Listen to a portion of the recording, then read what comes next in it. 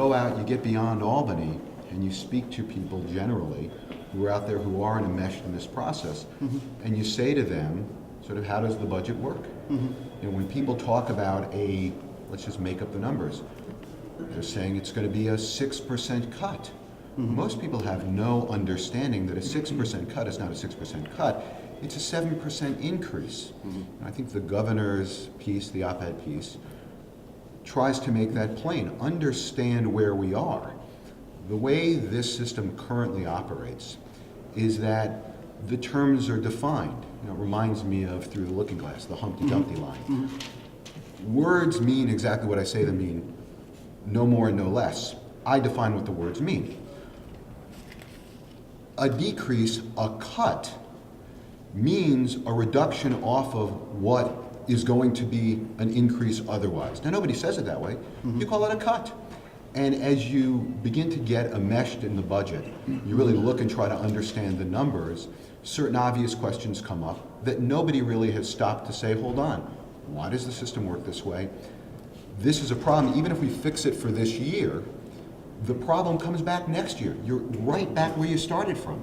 And I think, you know, what the idea now is, what this governor wants to do is take this thing from its roots and yank it out and fix the system so that this is not a recurring problem. This is not normal.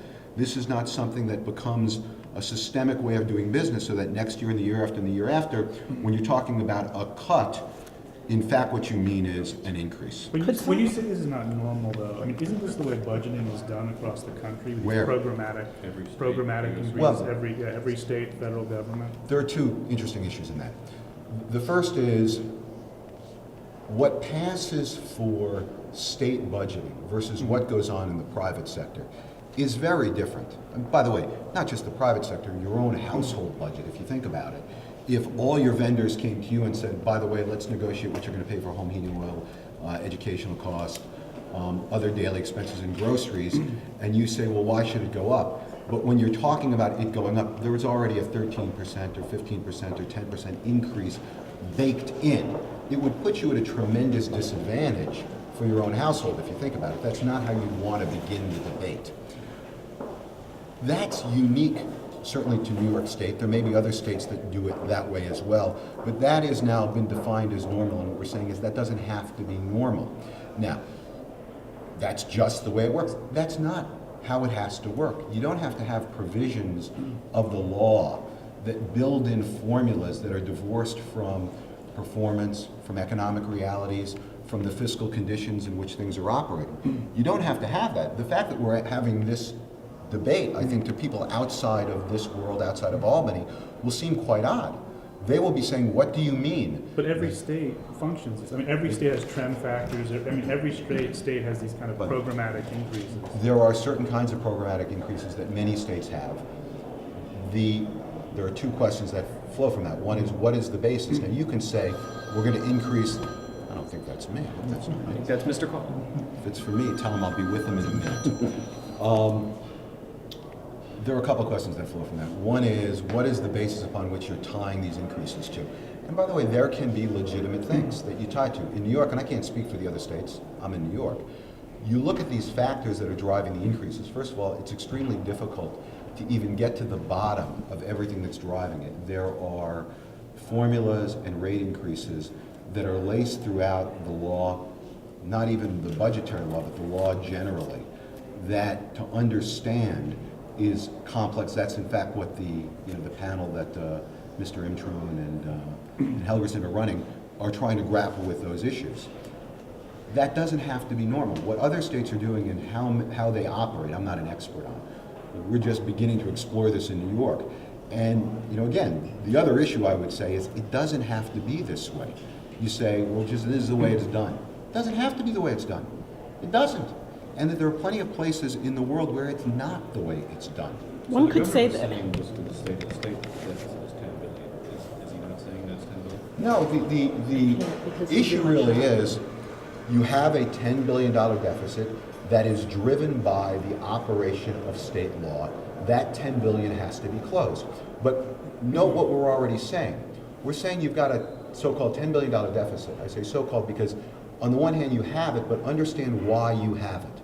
You have state laws that are divorced from a whole series of factors that you would like to tie built-in increases to typically, and that is going to say, when you run those numbers, this is what your budget is, and you have to close it. How do you close it? Well, one way you close it is to say, well, we're going to have to cut. What are we going to cut? How are we going to cut? So you say, we are now going to cut X, 5%, 2%, 10%, whatever that number is. But notice what we're discussing. We're discussing a so-called cut off of a built-in increase. So you go down 6%. The truth is, that's a 7% increase. Now, that's the reality of this year. That will be the reality of next year and the year after on in perpetuity, unless you change the way the system works. And I suggest that if you speak to people that don't operate inside this world, whether it's people who run their own family budget, or people who run small businesses, or people who run big businesses, they will say that may be the way it works in government, but that is bizarre. So of the 10 billion, how much is an increase from previously enacted law? It is all driven by previously enacted law. There's not a place where people are saying, and look, the real expert on this is Bob Megna, who will be available to all of you tomorrow if you can get him today. He's around today. But there are a portion of it that is driven by the economic realities, but the bulk of it are not. They're driven by, the numbers are driven by formulas that are baked into the state law that are separate from the budget process. The budget process ends up becoming almost a check or a break on the operation of those laws. And once you get through the one-year budget, it all resets and you do it again.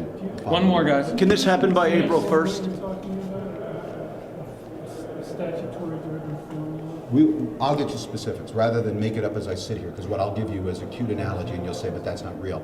We'll get you a real specific example of where there is a statutory formula that drives something regardless of the things that you would like to see be the basis. And what's your vision of how to fix this? Just You have to tie increase. If you're going to have an increase, and there may be places where you want an increase, you've got to tie it to something real. It could be the consumer price index, it could be the rate of inflation, it could be some body of data that you say, well, this gives you the true factor that you want to rely on. But you could also tie it to things like performance.